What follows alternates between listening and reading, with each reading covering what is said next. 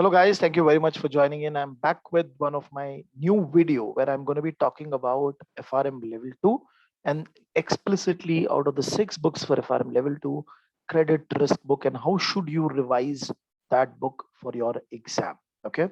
The agenda primarily that I'm going to be following in this video is that I'm going to be first talking about the bifurcation of chapter.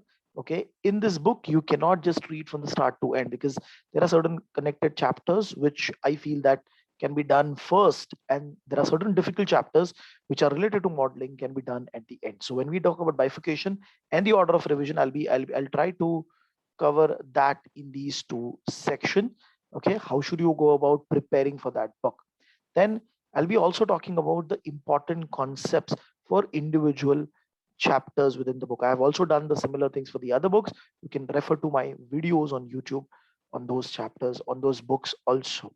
And then further, I'll be also talking about top chapters which I feel can get tested in the exam, and also the top important concepts which is there in the exam, and some important tips from your side, from my side, which I'll be sharing with you for the exam. Let us start with the bifurcation of chapter and the flow of preparation. So what I have done is I have I have got some basic credit risk related chapters together.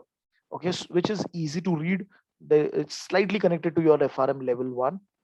Okay, so we can do that first. We can tackle that chapter first, and then I've got an entire bunch of counterparty risk, because when we talk about credit risk, it is a broader term, and within that there are certain chapters which focuses on the counterparty risk in the trade, the OTC market trade. That is what is being covered in these chapters. There are certain chapters which are connected to the securitization process.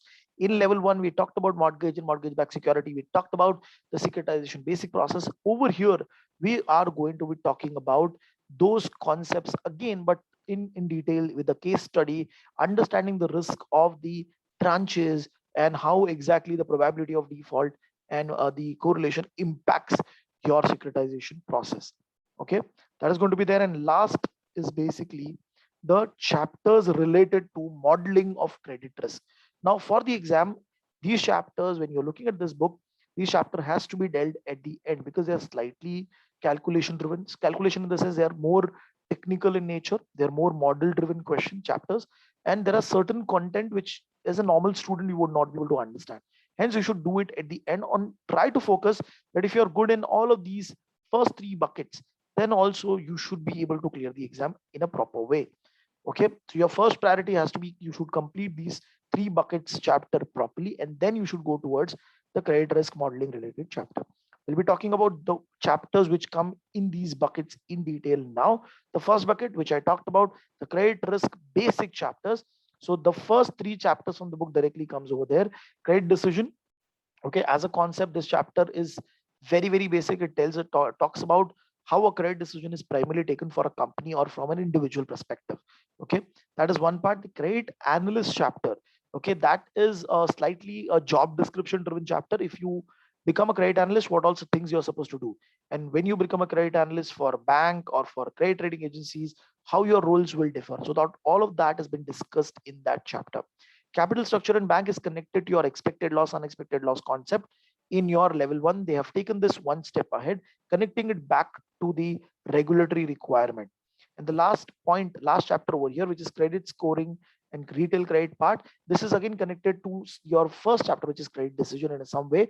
But over here, their focus is primarily on retail customers, how exactly the scores are defined, what is the logic of that score. There is one important concept from this book, on this chapter, which I'll be talking in the later part of the video. Let us go towards the next bucket, the second bucket, which is primarily your counterparty risk related aspect. This is a very important bucket for your exam. It includes, it starts with the basics of what exactly is counterparty risk and how exactly it is different from a normal loan risk. For example, when you go give a loan to your customer, the risk is very different, and the risk that you face in the OTC market is very different. Then they have got into more detail about OTC trade agreement. They're talking about the netting related part, the closeout related part, and the collateral requirement within the trade, how it impacts your risk. That has been expected in detail. Future value and future exposure, slightly complicated chapter, but if you read it from say, for example, Bionic Turtle, or from GARP, you might find it slightly connected to that. Okay, but only reading through Swagger might not help in this chapter. CVA is very important chapter. Okay, credit value adjustment, the concept is being tested in all the previous level 2 exams heavily, so please make sure that you are comfortable with this chapter. This chapter has some formulas which directly come straight forward, so please make sure that you're good with those formulas also. Then there is the third bucket, which is related to your securitization. Okay, it gives you the basic of securitization. Why are we transferring our risk when we create a special purpose vehicle, when we create a structured product? So it starts with that, and then it gives you the introduction to securitization, how a securitization is created, the senior tranche, major line tranche, the pool of asset. Then it also, there are certain calculation driven concepts also over here: weighted average life, weighted average maturity, weighted average coupon, that can get tested in the exam in form of calculation. And then there is understanding securitization, very important chapter. Over here they've explained the problems which happened in the 2007 crisis with respect to securitization. This is a very important chapter for your exam, especially the frictions over here.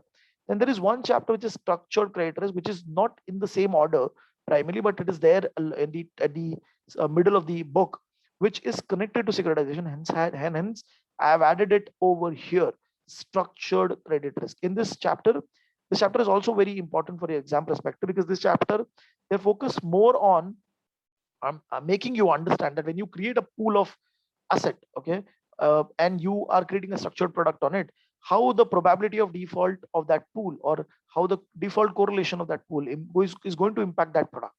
That has been explained in detail. Very important, very easy chapter also if you read it properly.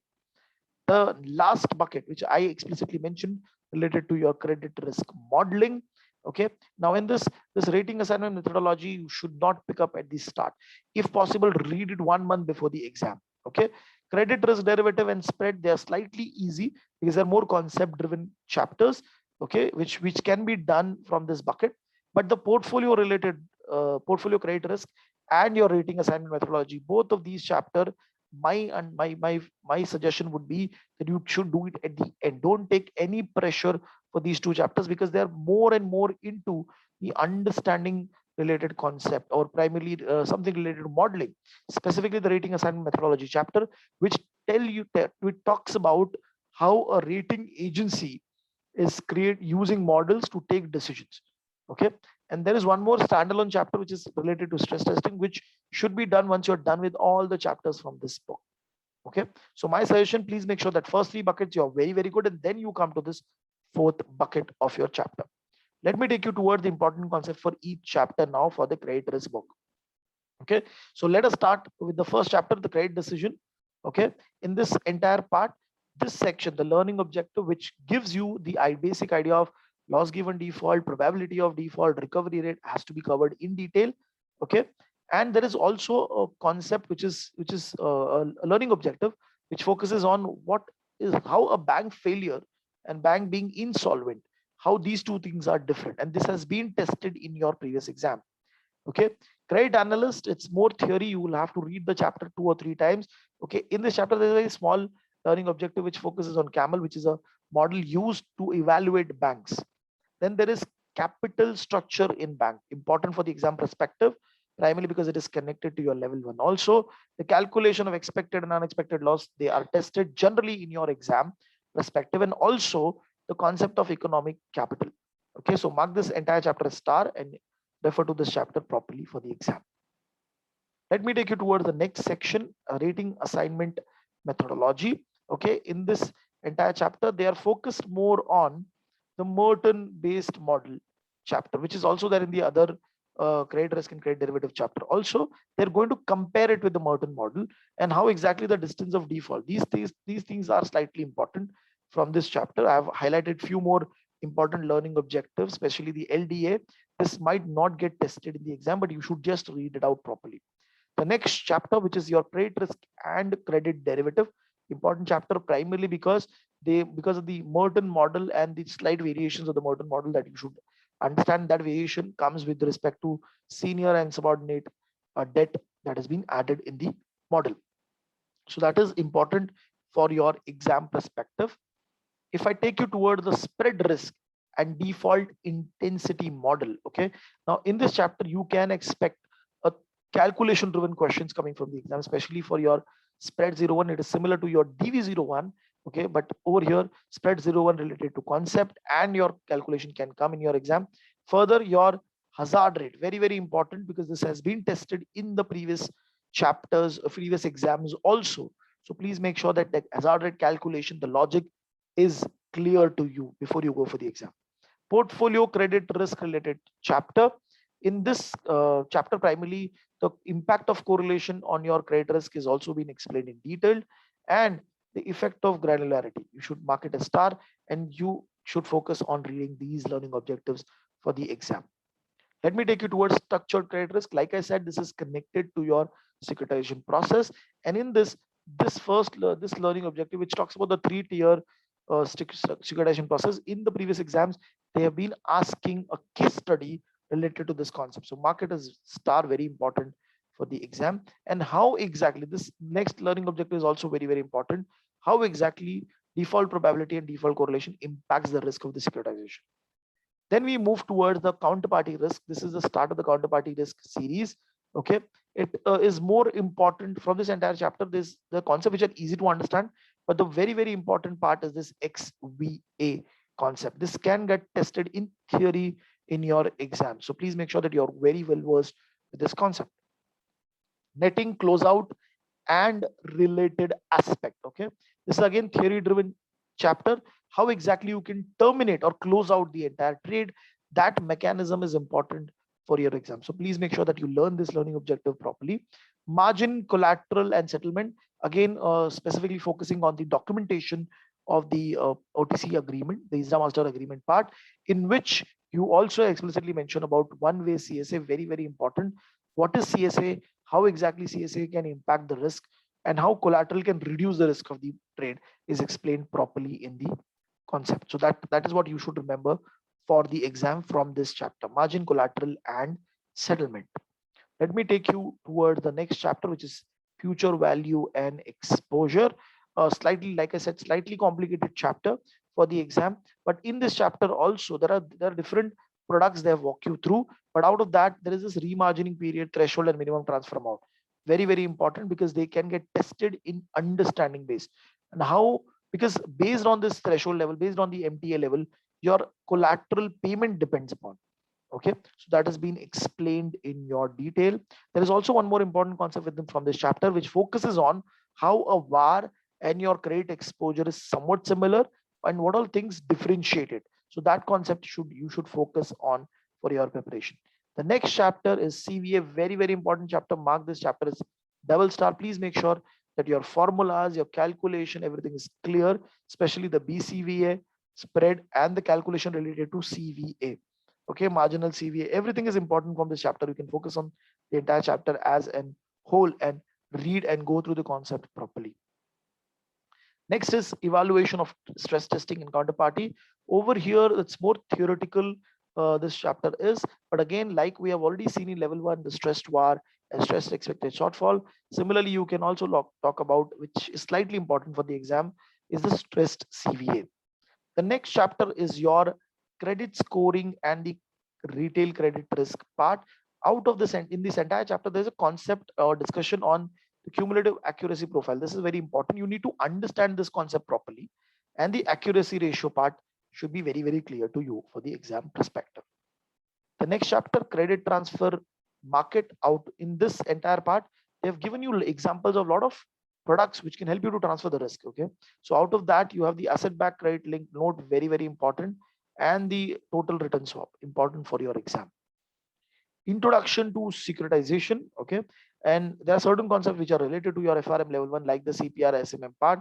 This is very important, can get tested in your exam. And the next chapter, which is understanding securitization, this entire chapter is important. It's a small chapter, and but make sure that you are well versed with all the concepts, the frictions, specifically the key frictions that you find within this chapter. There are, I think so, 7 frictions which you have to remember with respect to securitization process. So this is where we have completed the entire important concept for the exam for this book. Let me take you toward the important chapters which I feel can get tested heavily in the exam. The first being, like I said, very, very important, CVA chapter. You should make sure that you are well versed with this. Understanding securitization, again, I have highlighted this, very, very important. From the margin and settlement, you can find some theory questions coming in.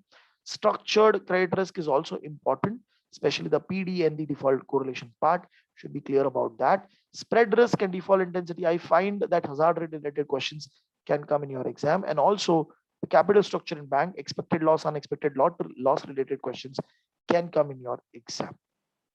The next part being the other important concepts for your credit risk book, primarily expected loss and unexpected loss, hazard rate, like I've already mentioned, the three-tier securitization structure. Okay, they have given you examples with respect to how the money is going to flow. They have calculated, so that kind of calculation can come in your exam. And the basic concept of CVA and BCVA, that is important for your exam. Now, also in the previous part of the video, I've also highlighted the cumulative accuracy profile, how it is important, and how you, from that chapter, you should focus on this concept properly. Connecting it back to level 1, the CPR and SMM formula can get tested in your exam. And the frictions, very, very important. The frictions related to securitization should be very, very clear.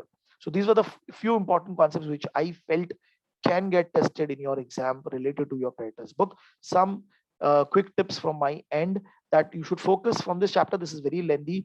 Focus first on the first 3 buckets, complete everything, and do the last bucket at the end if you want. But make sure that the other 3 buckets are very, very clear to you. And now let me introduce our institute to you, because I am Ganesh Naik. I primarily help students to clear FRM and CFA level 1 exam and level 2 exam in the first attempt. And we provide live online lectures for FRM level 1 and level 2. Okay, in which you will find chapter wise questions, you will find mock papers, you will find sectional tests, and the live session along with the recorded backup of the lectures. Okay, if you cannot come to the live session, you can focus on the video lecture package, which is available with us for both level 1 and level 2. We also help students to get placed in the jobs once they clear the exam, and we also guide them and motivate them to clear the exam in the first attempt. Okay, so if you're preparing for either FRM level 1 or level 2, you need to looking out for some free material which we can share with you. Kindly WhatsApp your name on this slide and your requirements. We'll help you to give you as much free material as possible. If you're looking out for a free plan for your preparation for your FRM level 2, then you can reach out to us on this WhatsApp number again. And there is a Telegram channel which we have created, where we primarily keep on updating or keep on sharing the details to our students. You can join this channel for your reference and for your information perspective. And in case of any queries, you can reach out to me on this WhatsApp number. First WhatsApp and then call. And also, if you feel that I should make a video on a particular concept or topic, you can put it on the YouTube comment section of my video. We take that very seriously, and we create videos on those concepts also. Okay, you can follow us on LinkedIn, Instagram, and YouTube, and make sure to subscribe to our channel so that we can constantly get an update whenever I create a video for your preparation. Okay, I hope this video was useful for you. Thank you very much, guys.